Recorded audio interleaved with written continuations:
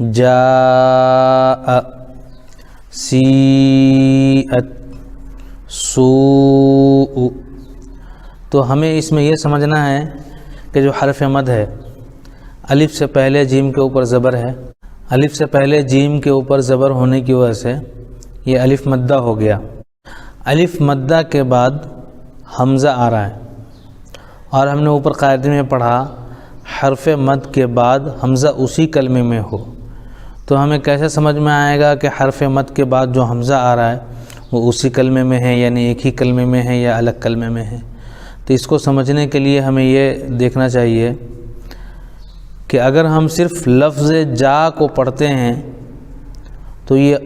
الگ سے پڑھا جائے گا کہ نہیں پڑھا جائے گا؟ تو اگر ہم صرف جا پڑھتے ہیں تو حمزہ الگ کلمہ نہیں ہو سکتا، کلمہ ہوتا ہے 1 2 3 حرف سے مل کر کے، اور یہ حمزہ صرف اکیلا پایا جا رہا ہے،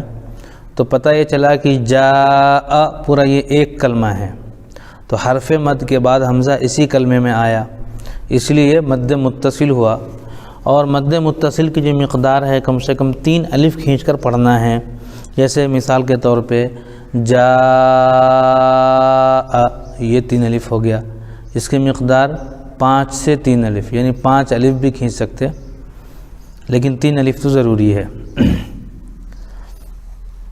اسی طرح سیئت، سیئت میں یا ساکن ہے، یا ساکن سے پہلے سین کے نیچے زیر ہے تو یا مدہ ہو گیا۔ اب یا مد کے بعد حمزہ آ رہا ہے، تو اب یہ ہمیں پتہ کرنا ہے کہ یہ حمزہ اسی کلمے میں ہے یا الگ کلمے میں ہے، تو ہمیں یہ پتہ چلا کہ حمزہ اسی کلمے میں ہے، کیونکہ سی یہ الگ کلمہ نہیں ہے اور ات الگ کلمہ نہیں، بلکہ دونوں ایک ہی کلمہ ہیں، یعنی ایک ہی جملے کے اندر ہے، اسی لیے یہ مد متصل ہو گیا، یعنی ملا ہوا، تو سیئت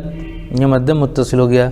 اسی طریقے سے سوء، لفظ سوء ہے، تو اس میں سین واو پہ سو، واو ساکن سے پہلے سین کے اوپر پیش ہونے کی وجہ سے یہ واو مدہ ہو گیا، یعنی حرف مد ہو گیا۔ حرف مد کے بعد حمزہ اسی کلمے میں آ رہا ہے، اس لیے مد متصل ہوگا۔ تو تختی نمبر 19 کا پہلا قاعدہ ہے حرف مد کے بعد،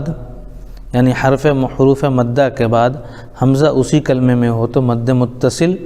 مد واجب بمعنی اہم ہوگا، یعنی اس کو کھینچنا ہی کھینچنا ہے، کم سے کم 3 الف 2.5 الف اتنا تو کھینچنا ہے۔ دوسرا قاعدہ کہہ رہا ہے حروف مدہ کے بعد اگر حمزہ دوسرے کلمے میں ہو تو مد منفصل مد جائز ہوگا، یعنی حروف مدہ کے بعد حمزہ دوسرے کلمے میں ہو،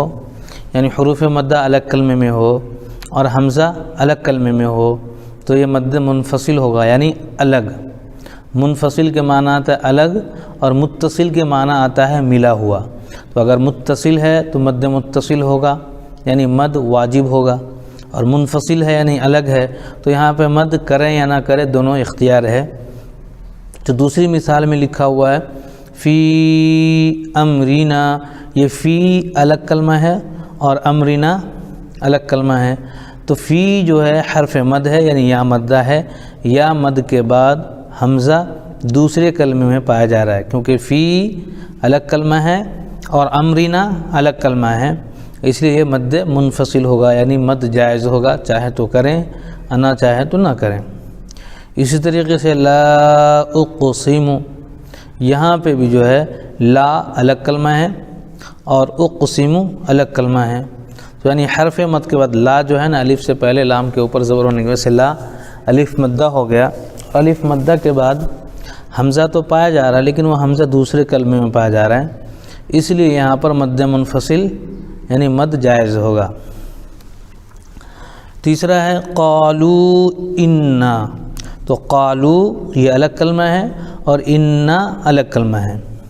تو لام واو پیش لو جو ہے واو ساکن سے پہلے لام کو پیش ہونے کی وجہ سے واو مدہ ہو گیا، واو مد کے بعد حمزہ جو آ رہا ہے وہ دوسرے کلمے میں آ رہا ہے، اس لیے کیا ہوگا یہ مد منفصل مد جائز ہوگا، آپ چاہیں تو کر سکتے ہیں چاہیں تو نہیں کر سکتے۔ اچھا، تیسرا قاعدہ بتا رہا ہے حروف مدہ کے بعد والے حرف پر اگر جزم یا تشدید ہو تو مد لازم ہوگا، حروف مدہ کے بعد والے حرف پر اگر جزم یا تشدید ہو تو مد لازم ہوگا، یعنی اس میں ہر حال میں مد کرنا ضروری ہوگا، یہ مد لازم کہلاتا ہے۔ 5 الف اس کی مقدار ہے، کم سے کم 3 الف کھینچنا ضروری ہے۔ اور اس میں جو ہے مد لازم کی 3 مثالیں دی گئی ہے، ایک تو ہے مد لازم سکون کے ساتھ اور ایک ہے مد لازم تشدید کے ساتھ۔ تو مد لازم کی بھی جو ہے 2 قسمیں ہیں، ایک تو ہے مد لازم کلمی مثقل، مد لازم کلمی مخفف، اور ایک ہے مد لازم حرفی مثقل اور ایک ہے مد لازم حرفی مخفف۔ تو کلمی اور حرفی کا مطلب آپ کو یہ سمجھنا ہے کہ کلمی کا مطلب ہوتا ہے کلمہ، کلمے میں پائے جانا۔ تو آنا یہ ایک کلمہ ہے، حاجو کا یہ ایک کلمہ ہے، والصافات یہ ایک کلمہ ہے۔ یہ اس میں جو ہے کلمے میں 2 قسم ہیں، مثقل اور مخفف۔ تو مثقل کیا ہے؟ تشدید والا مد اگر ہے وہ مثقل کہلاتا ہے، اور جزم والا جو مد ہے وہ مخفف کہلاتا ہے، یعنی مخفف بولے تھوڑا آسان۔ تو یہاں پر حمزہ کے اوپر کھڑا زبر ہے، اور آپ نے شروع میں پڑھا تھا کھڑا زبر برابر ہوتا ہے الف مدہ کے، تو گویا یہ حرف مد ہوا۔ اس حرف مد کے بعد سکون لازم آ رہا ہے، یعنی ساکن آ رہا ہے اسی کلمے میں، تو یہ مد لازم کلمی مخفف ہوگا۔ جیسے حمزہ کھڑا زبر آ، لام ساکن آل، یہ مد لازم کلمی مخفف ہوا۔ اس کو کم از کم ہم جو ہے 3 الف کھینچیں گے اور زیادہ سے زیادہ 5 الف۔ اسی طرح حاجو کا، اس میں جو الف مدہ پایا جا رہا ہے، الف سے پہلے حا کے اوپر زبر ہونے کی وجہ سے الف مدہ آیا۔ الف مد کے بعد جو حرف آ رہا ہے وہ مشدد حرف آ رہا ہے، یعنی جیم کے اوپر تشدید ہونے کی وجہ سے یہ تو ہوگا مد لازم، اس کا نام ہوگا مد لازم کلمی مثقل، یعنی تشدید۔ ثقل کے معنی آتا ہے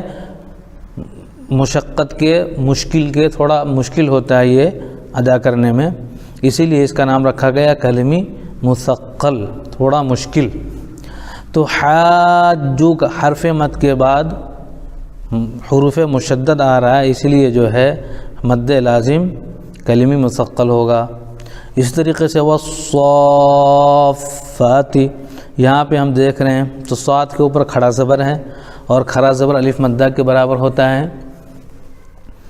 تو الف مدہ یعنی حرف مد کے بعد کیا آ رہا ہے؟ مشدد حروف اسی کلمے میں پایا جا رہا ہے، اسی لیے یہاں پر مد لازم کلمی مثقل ہوگا۔ ٹھیک ہے، تو یہاں پہ جو ہے 3 قاعدے پڑھائے گئے ہیں، مد متصل، مد منفصل اور مد لازم۔